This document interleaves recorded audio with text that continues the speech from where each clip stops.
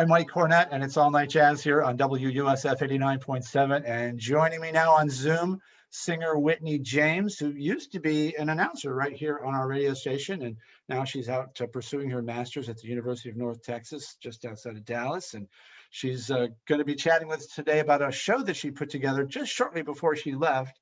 And this was something that was organized by the Bjorkestra. So we're going to talk about that, but it's a tribute to Joni Mitchell. So let's first talk about the Bjorkestra. Tell us, Whitney, about the Bjorkestra. What's that all about? Obviously, it's got something to do with Bjork. Yes, the Florida Bjorkestra was the brainchild and passion project of composer, arranger, pianist, musical genius Jeremy Douglas. And it is a 20-piece ensemble of wonderful, passionate musicians from the Tampa Bay area. And they do tributes to groundbreaking pop artists. The first tribute was Bjork, hence the name, the Florida Bjorkestra. But they've done, a million different, I'm trying to think here. They did a Buffy Fest, the Joni Mitchell and Nick Drake, Peter Gabriel, Kate Bush, Madonna and George Michael. And then, of course, lots of Bjorkestra tributes. Kate Bush and Bjork was one of them, and then Tori Amos and Peter Gabriel. So they do musical tributes to these incredible pop artists, and it's such a wonderful project to be a part of. I've been there almost since the beginning. Their first show was just a Bjork tribute, and it's a wonderful group to be involved with. So many talented folks. So whose idea was it to do a tribute to Joni Mitchell?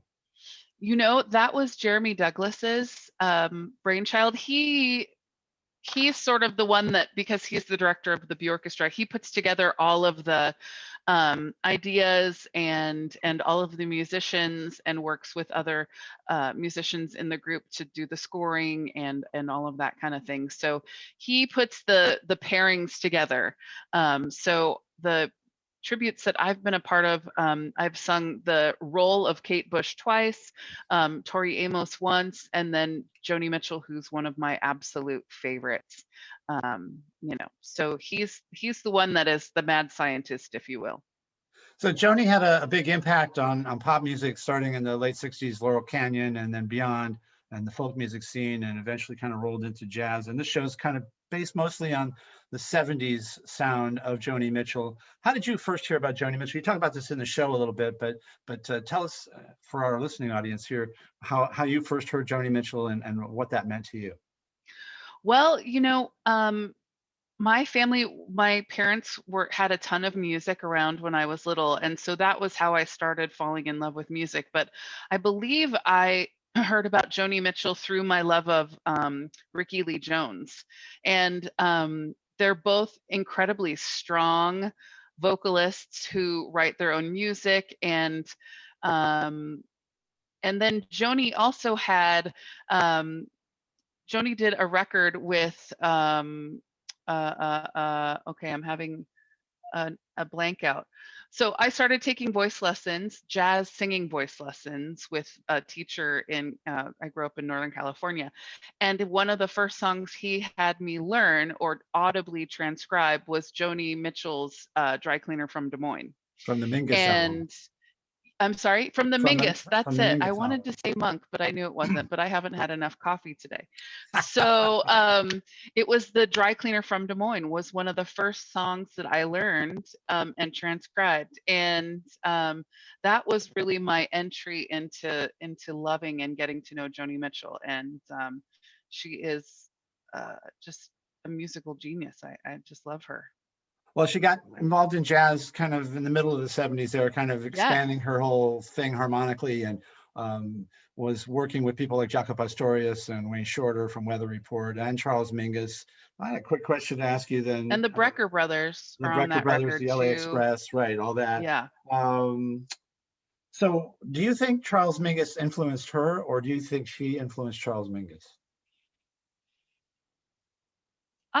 I mean, I definitely think it's kind of a chicken and the egg question. But I think Mingus influenced her, and then by working with her, she influenced him. I think it was I mean, it's Mingus, so he's kind of larger than life, you True. know.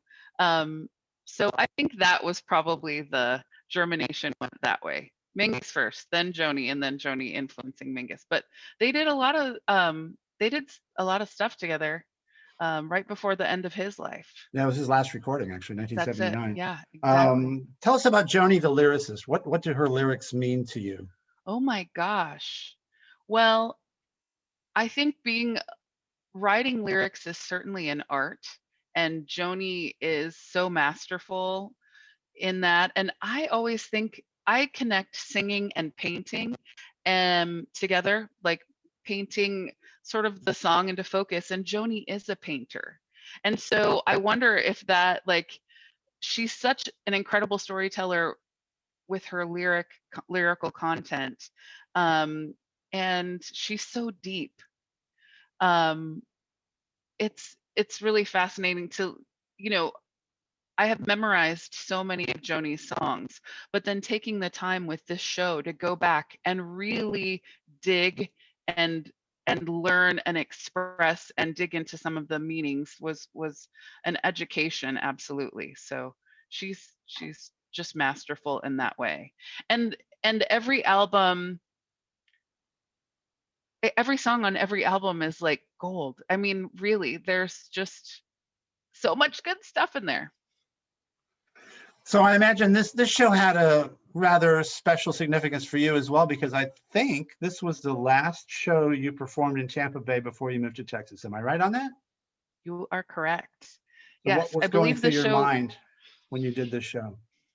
Wow. Well, you know, to get to be able to share the stage with some of my favorite people was wonderful.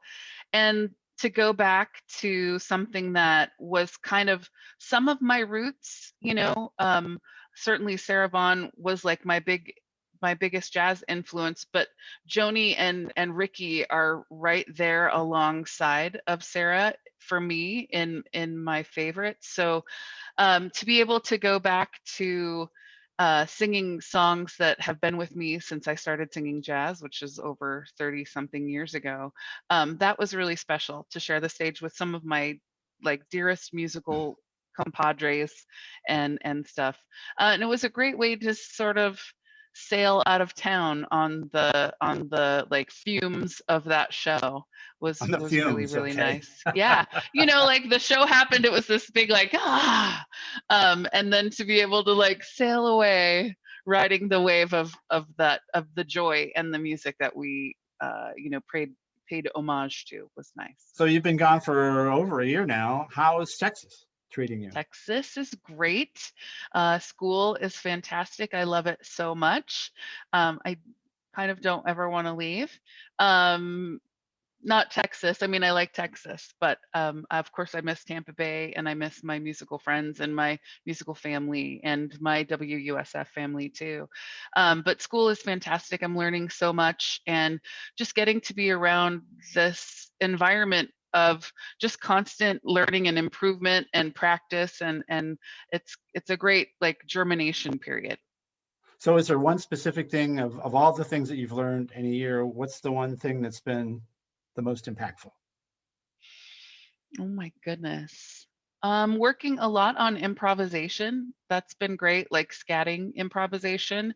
And then really getting comfortable with the piano. The piano and I have a long storied history together of not being so friendly, our relationship. So I've become friends with my piano, and that's been awesome. And then I'm arranging more and really trying to hone that skill and work on it. So those are the top things. What's next for Whitney James? What's I going to don't happen know. next when you graduate? I will graduate a year from now, spring, May 2022. And I do not know. I hope to come back to the Tampa Bay and to keep making music with the Bjorkestra and with all of my other musical friends. There's lots of music to be made. I want to record another CD. I put out my CD, The Nature of Love, in 2010, and I have not put out a solo CD since. And so that's certainly super long overdue. So I want to do some recording, and we'll see. Keep All making right. music. Thank Super. you for having me. Hey, thanks for being here. So the Whitney James tribute with the Bjorkestra to Joni Mitchell is going to be airing on our radio station on April 2nd at 10 o'clock, side door at the Palladium show. So Whitney, thank you so much for chatting with us today. I'm Mike Cornette, Whitney James. Thank you so much. Thank you, Mike.